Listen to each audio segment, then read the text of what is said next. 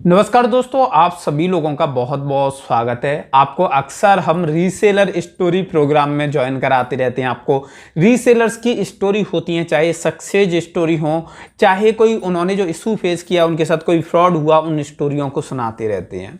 अभी मैं ऐसे ही मीशो के बारे में कुछ चीज़ें सर्च कर रहा था और मैंने जो इकोनॉमिक्स टाइम्स जो न्यूज़पेपर है उसको देखा, तो उसमें एक खबर आई कि मीशो ने कुछ लोगों के नाम पर केस फाइल कर दिया है। और कुछ लोगों का तात्पर्य यहाँ पर रीसेलर्स हैं, रीसेलर्स के नाम पर केस दर्ज हो चुका है और 2 जगह पर उनके नाम पर केस मीशो ने दर्ज किया है। तो उसी की स्टोरी आज हम कवर करने वाले हैं। ऐसा क्या चीज़ उन्होंने कर दी जिस वजह से उनके ऊपर मीशो ने केस किया है। यहाँ पे ये जो न्यूज़ है वो 26 अगस्त की न्यूज़ है। 26 अगस्त को ये न्यूज़ आई है कि मीशो ने कुछ लोगों के, कुछ रीसेलर्स के नाम पर केस दर्ज किया है। और ऐसी क्या कहानी बनी कि केस दर्ज हुआ है। अगर आप भी रीसेलर्स हैं तो इस वीडियो को कंप्लीट देखिए, क्योंकि कहीं आपके साथ भी ऐसा ना हो जाए। बोला जा रहा है कि मीशो के जो रीसेलर्स हैं वो मोस्टली तो नहीं, लेकिन कुछ रीसेलर्स लोगों के साथ फ्रॉड कर रही है। कस्टमर की बिना अनुमति से उनके घर पर प्रोडक्ट पहुंचा रहे हैं, ऑर्डर कर रहे हैं।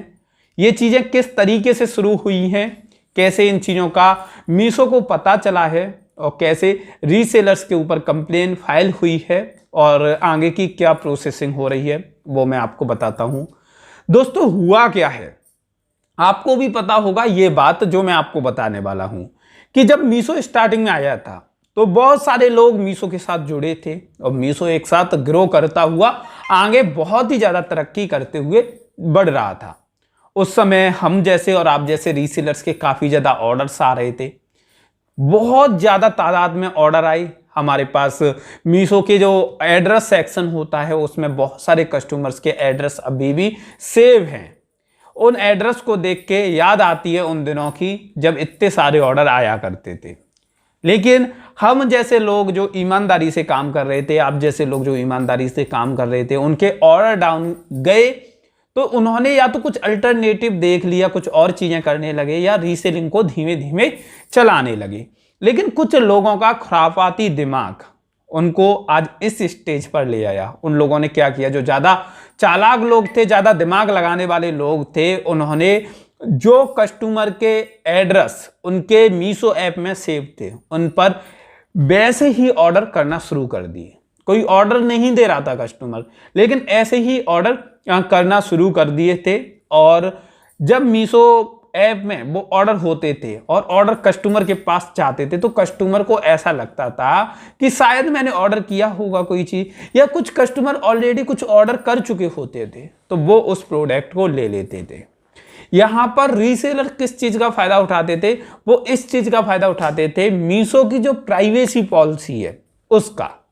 आपको पता होगा मीशो की एक पॉलिसी है। पॉलिसी क्या है कि जब भी कोई प्रोडक्ट मीशो की तरफ से कस्टमर को डिलीवर होगा तो मीशो उस पार्सल के ऊपर या मीशो अपनी आइडेंटिटी को हमेशा छिपा लेगा। मतलब ग्राहक को यह पता नहीं लगने देगा कि यह प्रोडक्ट मीशो की तरफ से आया है। और इसी का फायदा वो फ्रॉड रीसेलर उठा लेते। वो किस तरीके से, माल जब डिलीवर होता था तो उस पर कहीं पे ये लिखा नहीं होता था कि ये मीशो की तरफ से आया है, और जब कस्टमर को माल मिल जाता था वो देखता कि यार ये तो माल मैंने ऑर्डर किया ही नहीं और हमारे पास से पैसे भी चले गए। तो उसके बाद क्या होता था कि जब माल आ गया, अब उसके पास कोई प्रूफ भी नहीं है कि ये माल आया कहां से है, कौन सी कंपनी के थ्रू से आया है, तो वो उसे रिटर्न भी नहीं कर पाता था। इस वजह से कस्टमर के साथ धोखाधड़ी हो जाती थी। दूसरा केस क्या आया, दूसरा केस ये था कि बहुत सारे रीसेलर्स कस्टमर को दिखा कुछ और रहे थे और भेज कुछ और रहे थे। जैसे कि कोई माल दिखाया कि 1000 रुपए की बहुत बढ़िया जींस, वो दिखाई कस्टमर को, कस्टमर ने एड्रेस दे दिया कि हमारा ऑर्डर कर दीजिए कैश ऑन डिलीवरी पर। और रीसेलर फ्रॉड कर रही हैं किस तरीके से कि जो जींस दिखाई 1000 रुपए की, उसी के अलावा उसने क्या किया, रीसेलर ने मीशो ऐप से कोई थर्ड क्लास 200, 250 या 300 रुपए की जींस देगी और उसमें सेलिंग प्राइस में 1000 रुपए रख के लिख के ऑर्डर कर दिया।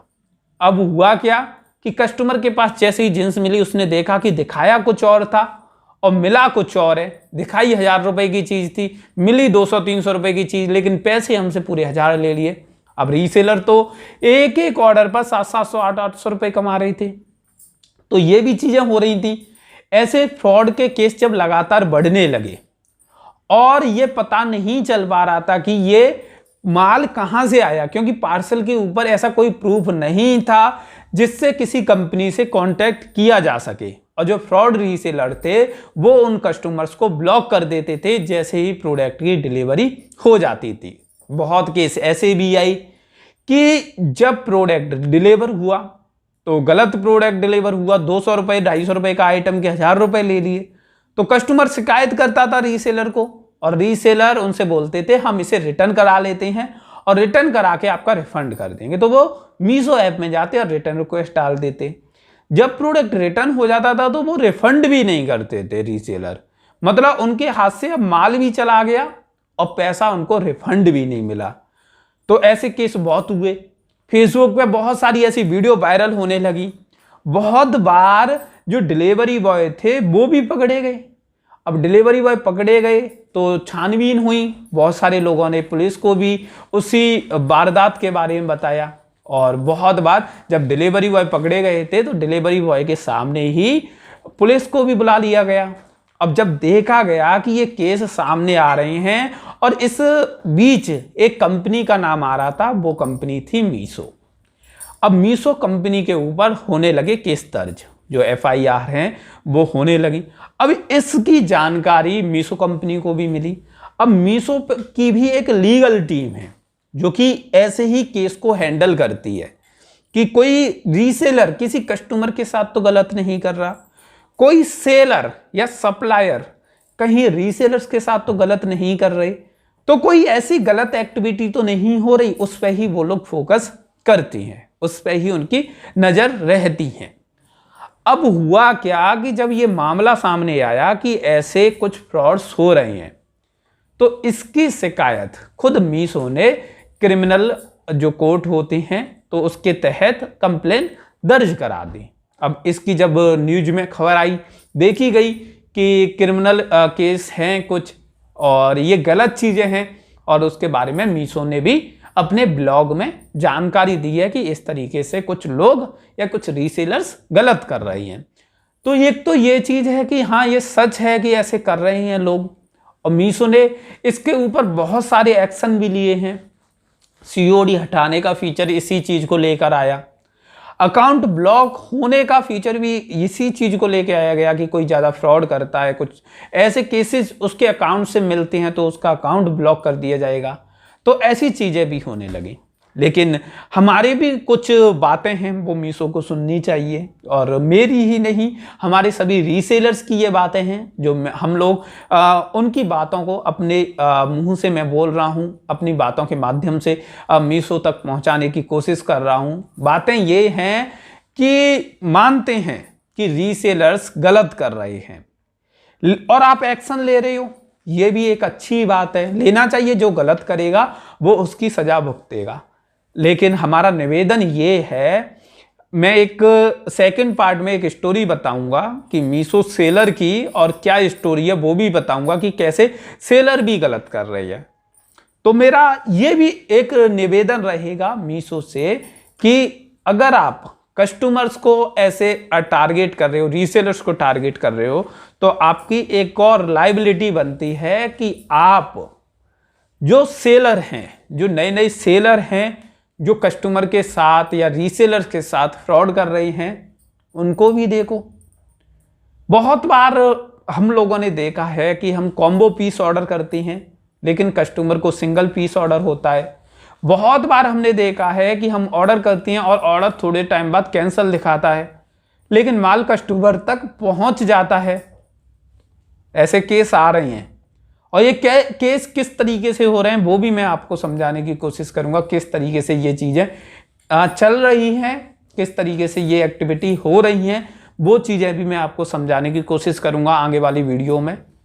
तो मेरा सभी रीसेलर से यही निवेदन है कि ये चीज गलत है, मत करो। ये करना ठीक नहीं है। इस तरीके से कब तक आप रीसेलिंग कर लोगे? तो आप ईमानदारी से काम करो, ऑर्डर कम आएंगे चलेगा, लेकिन ये चीज़ों में फंसोगे तो बहुत ज़्यादा दिक्कतें आप लोगों के लिए खड़ी होंगी, तो वो चीज़ें ठीक नहीं है। बाकी का आपकी जो राय हो आप कमेंट करके बताइए। मैंने आज एक प्रोफेशनल वीडियो नहीं बनाई, मैं नॉर्मली अपने कंप्यूटर पे बैठा था, चीज़ें देख रहा था, तो मैंने यहीं पे बैठ के और वीडियो शूट की है।